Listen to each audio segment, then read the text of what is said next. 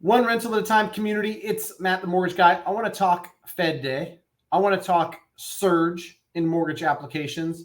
And I'm also going to talk about a change with the VA mortgage guidelines. So let's start first with today, June 12th. As I'm recording this video, the Fed wrapped up their June meeting. Jerome Powell had conference where he answers questions, and he spoke at 11:30 a.m. Pacific Standard Time.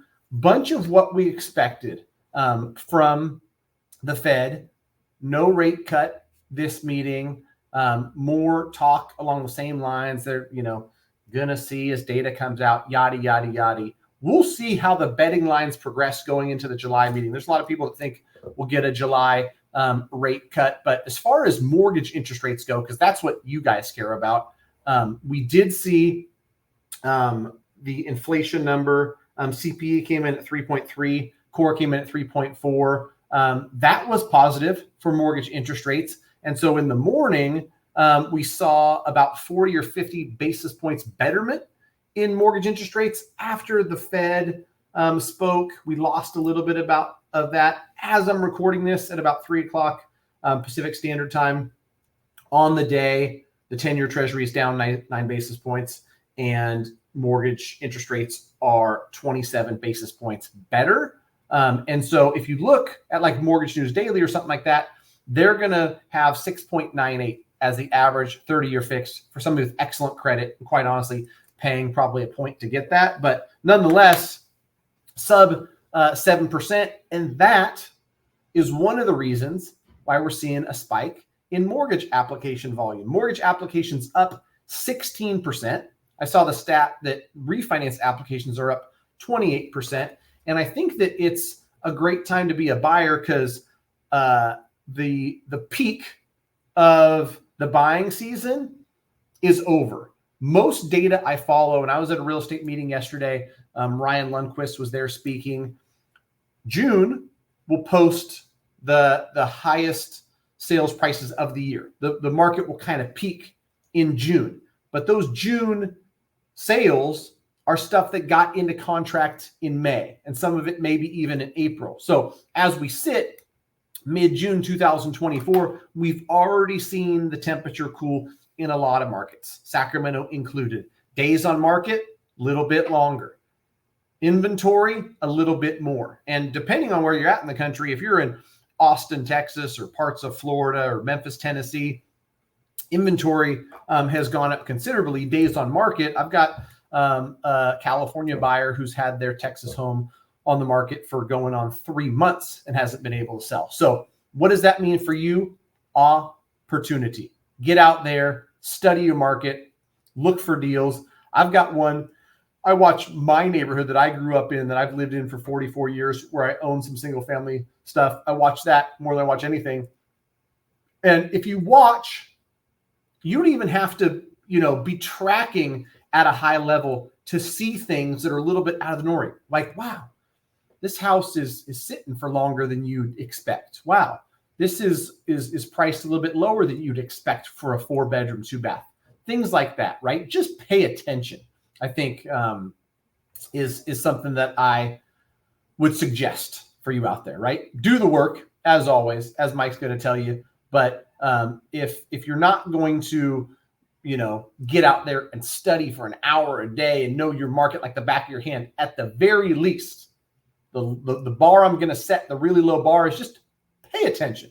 All right. So finally, I wanted to talk about this change to the VA mortgage guidelines. I had it here so that I could tell you without messing it up, kind of word for word. It was about 3 weeks ago that the VA came out with this, but some people missed it. So I just wanted to speak on it. As a lot of us know, things are changing in the real estate world with how buyers agents can be compensated. And so there's a lot of kind of guessing, prognosticating on what's going to happen in the real estate market when it comes to buyer agent commission. It's always been negotiable. The sell side can offer 3%, 2.5%, 0%, whatever the case may be. The problem lies in that the VA mortgage rules currently prohibit home buyers from paying their agent in any way, meaning VA buyer cannot pay their agent, right? And so if we enter a time in real estate where the sell side is not going to pay the buy agent as it's normally been done, and in some cases, the buyer might have to come up with 2% or 2.5%, or in some cases, the listing agent offers 1.5%, and you as a buyer got to give 1%. This would put VA buyers at a huge disadvantage if they can't. Like, not even can they or will they, but it's against the rules, right? And so the Department of Veterans Affairs said back in May, I think around May 21st, temporary lifting the ban on buyers paying for real estate representation. They did this so that it could be a level playing field, so that VA buyers wouldn't be at a disadvantage in a case where they might want to pay their agent. They might get a great deal on a great house, but in this specific case, the list side's not offering compensation to the buy side agent. The buy side agent is looking to get compensated. The veteran, if they choose, it's all negotiable, it's all by choice. If they choose, they can pay that buy side agent, right? And the reason why it matters is the current rule, as written, would disadvantage veterans looking to buy homes. Sellers can still make offers of compensation to buyers. There's less of a guarantee on that right now. So we'll see what comes of this. We'll see what comes of a lot of things in the real estate world. What I will say quickly for those of you who are interested is that I talk to agents every single day. Most real estate companies are now requiring their agents, when they start to work with a client, get that buyer broker agreement signed. And that basically is an agreement that says, I agree that you're going to represent me on the purchase of my next house. I agree that you're going to get paid 2.5% of it. And in an era of uncertainty where you don't know where that 2.5% is coming from, the buyer is basically saying, we'll make sure you get paid. And it's a good thing for buyers, and it's a good thing for agents. The best agents are worth their weight in gold. So agreeing that they're going to get paid a percentage of a future transaction, if they put time, effort, energy, resources, all of that into you as a buyer, is a good thing. So that's all I've got for you today. If you have any questions for me, if you want to get yourself pre-approved, if you're looking, no matter what market you're looking in, because we're in 48 states, go to greatmortgagebroker.com. Fill out the quick form.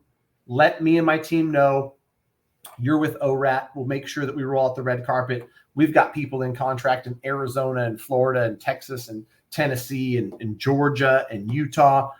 We're helping people all over the country, and I love it. I really do. If you talk to me personally, or you've talked to Connor or Bo or somebody else on the team, I want your feedback. I want to hear how good we're doing. I want to hear ways we can improve. I've gotten some of that feedback as well, and I welcome all of it. So greatmortgagebroker.com. Reach out. We'll talk to you soon. Bye-bye.